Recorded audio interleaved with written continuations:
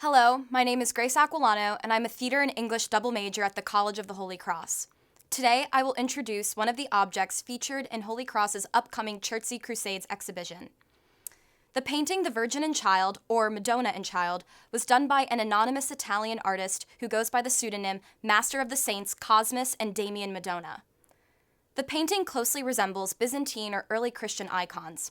An icon is an image of a holy figure that evokes an absent deity's presence.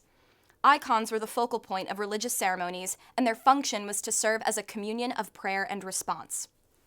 The Virgin and Child was most likely painted between the years of 1260 and 1285 in either Tuscany or Pisa. Based on similar works produced during this period, the medium of this painting was most likely egg tempera. The egg is a binder that one would then add pigment to create paint. It was widely used in the Middle Ages and was the primary medium of Byzantine and early Christian icon painters. Though this painting was produced after the Fourth Crusade, it demonstrates that Byzantine iconography was highly influential in Western European art. If it were not for the Crusades, Italian artists would not have been exposed to Byzantine traditions and iconography.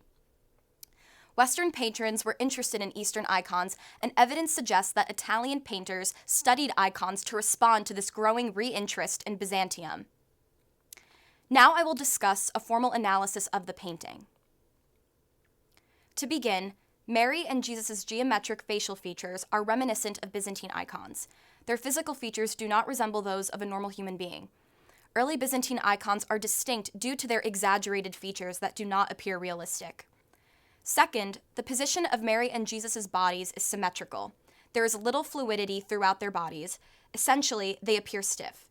During the Italian Renaissance, there was a shift in the ways Mary and Jesus' bodies were represented in paintings.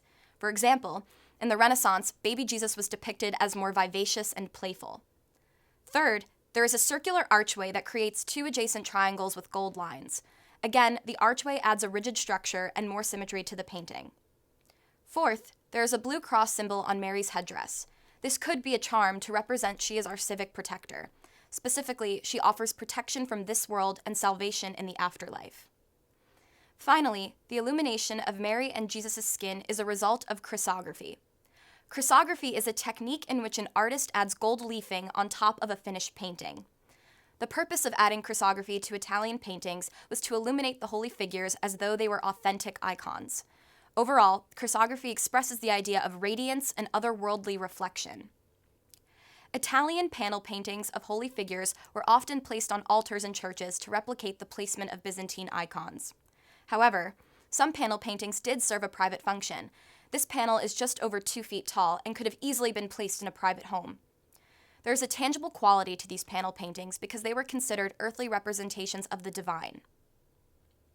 Therefore, Italian artists acknowledged Byzantine techniques and incorporated them into their paintings to evoke divine presence. The understanding that icons served as a vessel between earth and heaven resonated with multiple generations of artists in Europe well after the final crusade. All in all, the chrysography and symmetry throughout the painting reflect the lingering early Christian values present in Western Europe during the late 13th century and suggest the blurring of artistic boundaries brought forth by the Crusades.